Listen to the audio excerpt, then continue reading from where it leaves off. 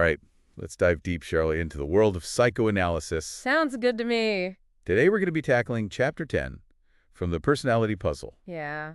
A great chapter, by the way. Whoa, it's fantastic. For anybody who wants to get the essential crash course in understanding psychoanalytic theory. Absolutely. And I think what I really enjoyed about this chapter is that it doesn't just throw theory at you. It actually tries to connect it and make it practical. Yeah. It gives you real world examples. It talks about research findings. Yeah. It really tries to bring it home how these things actually matter. I like that a lot. And before we even get into all of that, I think it's really important to understand who is the man behind the curtain here. Right? Yes. We're talking about Sigmund Freud, right? Sigmund Freud, the one and only. Yeah, he was a medical doctor. He was. In Vienna, right? That's right, yeah. Late 1800s, early 1900s. Yeah, and he came up with some, I don't know, kind of crazy theories. He did. He was a revolutionary thinker. Yeah. Really kind of pushing the boundaries of what people thought about the mind and how it worked. Yeah, and so, he's famous for a few things, right? Like the talking cure, which we've talked about. Exactly, yeah. But really, he was interested in the unconscious, right? The unconscious mind. All this stuff bubbling beneath the surface, all those thoughts, feelings, and desires that are kind of motivating us in ways that we don't even realize. Exactly, and that's really the foundation of psychoanalysis, right? Yeah. Is this idea that there's so much more going on beneath the surface than we're consciously aware of. So, even when we think we're making rational decisions, Freud would say, hold on a second. Pump the brakes. There might be something else going on here that's actually influencing. There's a whole backstory. Their choices. Yeah, exactly. There's a whole backstory going on that you might not even be aware of. Yeah, and that brings us to this idea of psychic determinism, which is kind of whoa, okay. It's this idea that nothing in our minds happens by chance. Every thought, feeling, action has a psychological cause, even if we don't know what it is. I kind of have to push back a little bit there because I think, well, does that take away free will? Right, and that's a very common critique of Freud. Yeah. Right, is if everything is predetermined, then where does our choice come in? Yeah. But think of it this way. Even if there are unconscious factors at play, understanding them gives us more self-awareness and potentially more control. Okay. It's like knowing the rules of a game, you can play more strategically once you understand how it works. I like that. Okay. But how do we begin to understand these unconscious forces? It's like trying to read someone's mind, right? Right. But Freud offered a few ways in, right? One is through analyzing dreams, which he saw as this kind of royal road to the unconscious.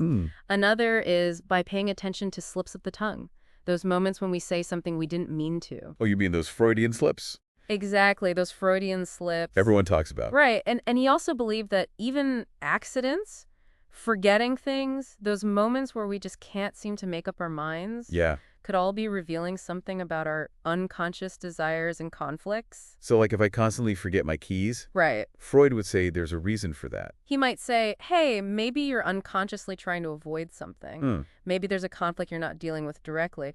But the point is, by paying attention to these seemingly insignificant details, we can start to get a glimpse into what's going on beneath the surface. Okay, so let's try to understand this unconscious mind, right? Yes. How does Freud actually explain how it works? Well, he proposed that their mind is divided into three parts: the id, the ego, and the superego.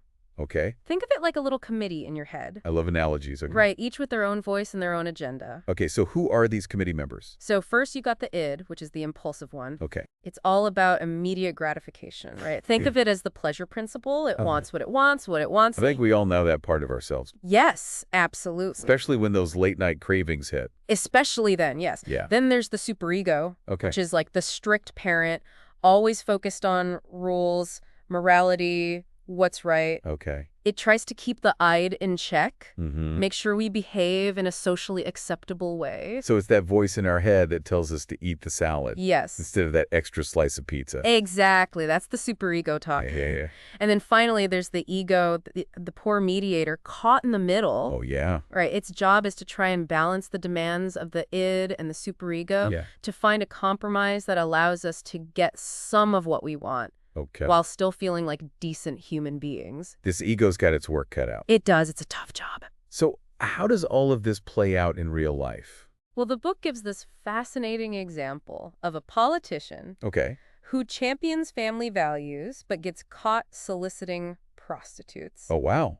On the surface, it seems like a huge contradiction. Yeah, totally hypocrite, right? Right, but from a psychoanalytic perspective, Okay. you could see it as a conflict between the Id's desire for pleasure Okay. and the superego's moral restrictions, Hmm. with the ego kind of failing to find a healthy compromise. That's actually a really helpful way to kind of frame that, because it's not just about Right. being a hypocrite. It's like there's this whole other internal struggle going on There's a whole internal battle, yes. that we don't see. Absolutely, yeah. And this idea of internal conflict is really central to Freud's story. Okay. He believed that these clashes between the different parts of the mind are a major source of anxiety Yeah. and can lead to all sorts of psychological problems. So what's the solution? Like, how do we stop our minds from being a constant battlefield? Well, that's where things get even more interesting. Okay.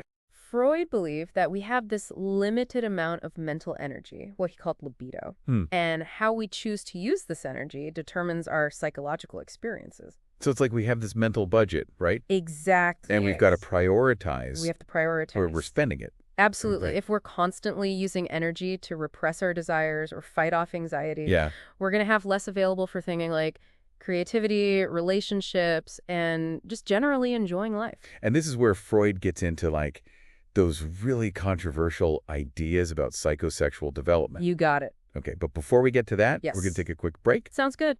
We'll be back in just a minute. So last time we were talking about Freud's idea of libido. Right, this limited amount of mental energy that we all have Yeah. and how we use it or expend it can really affect how we experience the world, even shape our personalities. Exactly. But before we get to psychosexual development, which I am super curious about, yes. you mentioned that there's another concept that's often misunderstood. Oh, absolutely. It's the death drive, Okay. also known as Thanatos. Thanatos, okay.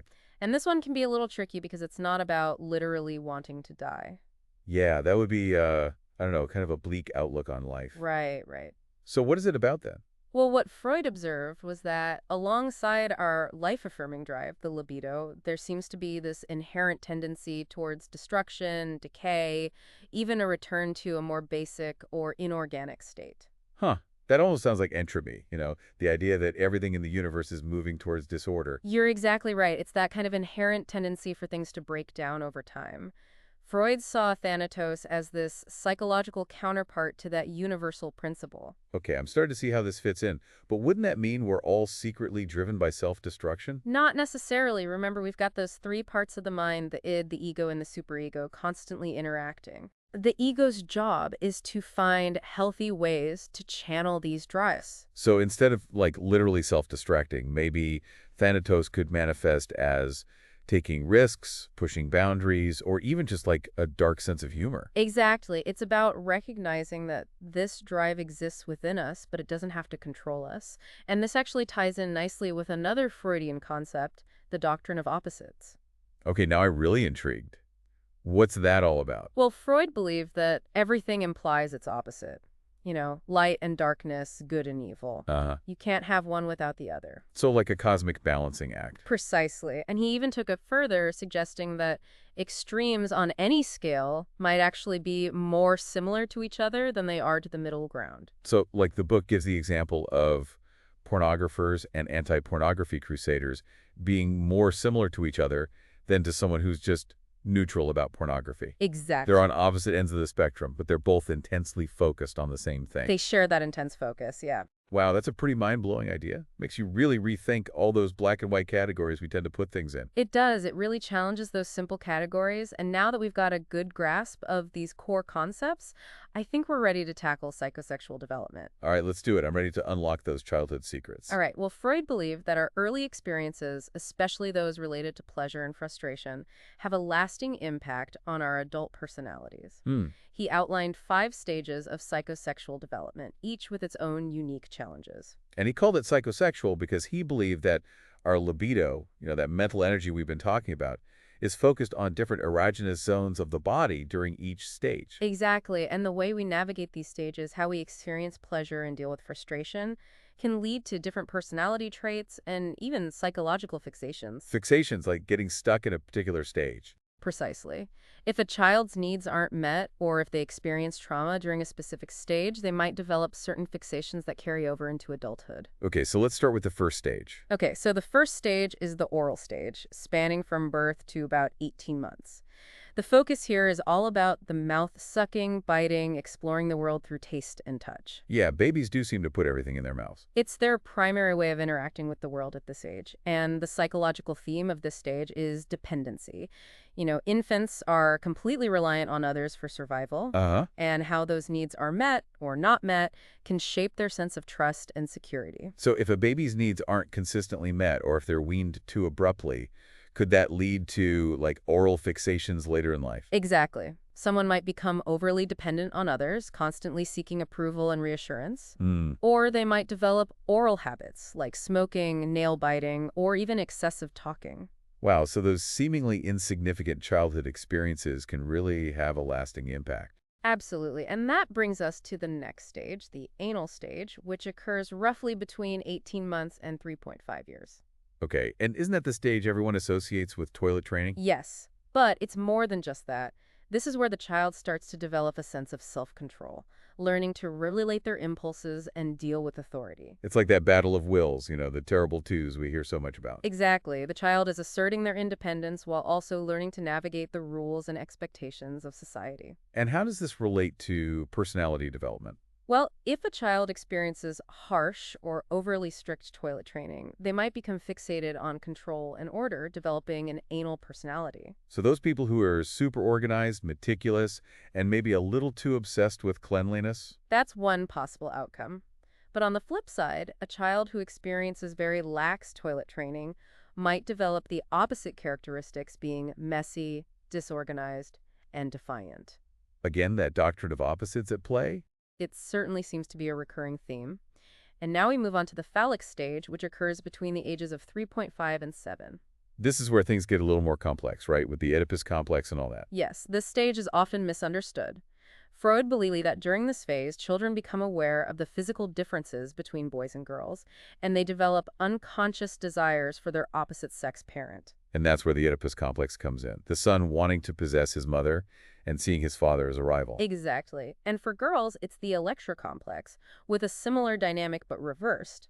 Now, modern psychoanalysis takes a less literal approach to these complexes, but the core idea remains relevant. Which is? That this stage is crucial for developing a sense of gender identity, understanding sexuality, and even forming our moral compass, the superego. Okay, I'm starting to see how each stage builds upon the previous one, shaping our personalities in these complex ways.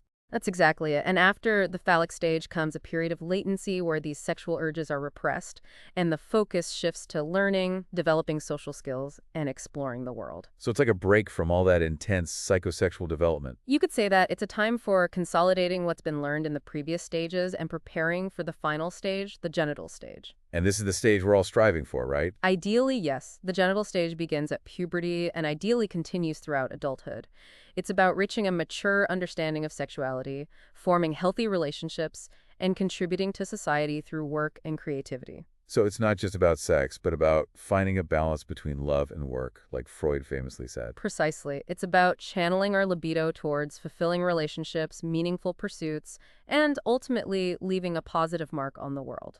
Wow, it's amazing how all these seemingly disparate ideas connect to form this comprehensive theory of human development. It's certainly a fascinating journey through the human psyche, wouldn't you say? Absolutely. But we're not done yet, aren't we? There's still more to explore in this Freudian adventure. You're right. We've delved into the depths of the unconscious, explored the complexities of psychosexual development, but there's one crucial piece of the puzzle we haven't discussed yet. And what's that? The ways in which our minds try to protect us from anxiety and those forbidden impulses we've been talking about. Okay. It's the realm of defense mechanisms, the ego's arsenal for maintaining psychological equilibrium. Ooh, I can already sense this is going to be good. Let's dive into those defense mechanisms. So we're back, and we're ready to tackle the ego's secret weapon, right? Yes. Defense mechanisms. Defense mechanisms. It's how our minds protect us from anxiety. Right. And all those like taboo impulses and stuff we've been talking about. Yeah, it's fascinating how the mind comes up with these ingenious ways to protect itself. Yeah. Almost like a psychological immune system. Yeah, so what are some of these defense mechanisms? Can you give us like some real-world examples? Sure, let's start with denial.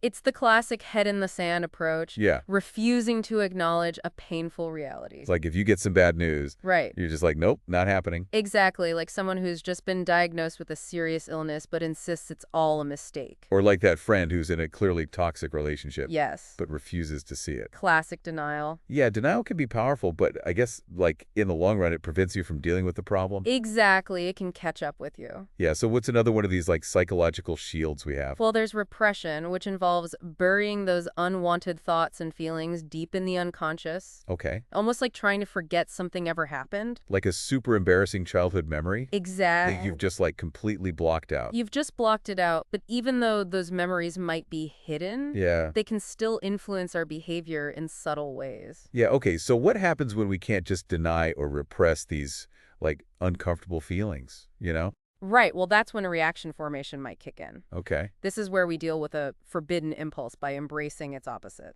Okay, so like someone who's struggling with their own attraction to the same sex, but becomes overly vocal about condemning homosexuality. That's a classic example, right? It's like they're trying to convince themselves and everyone else that they're not feeling what they're actually feeling.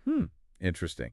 And what about projection? I've definitely seen this one in action. Ah, yes, projection. This is where we attribute our own unwanted thoughts or feeling onto others, Okay. because it's easier to see those flaws in others than to acknowledge them in ourselves. It's like that coworker who's always accusing everyone else of being lazy, Yes, but they're the one who's constantly slacking off. exactly. Projection can be a way to avoid taking responsibility for our own shortcomings. Yeah. All right, what other defense mechanisms do we need to watch out for? Well, there's rationalization, Okay. which involves coming up with seemingly logical explanations for our actions, even when those explanations are just masking our true motives. Oh, I think we're all guilty of that sometimes. Right. Like when you buy something you can't really afford, you tell yourself it's an investment. Or when we justify eating an entire pint of ice cream because we had a hard day. Okay, I felt that one. All right, what about intellectualization?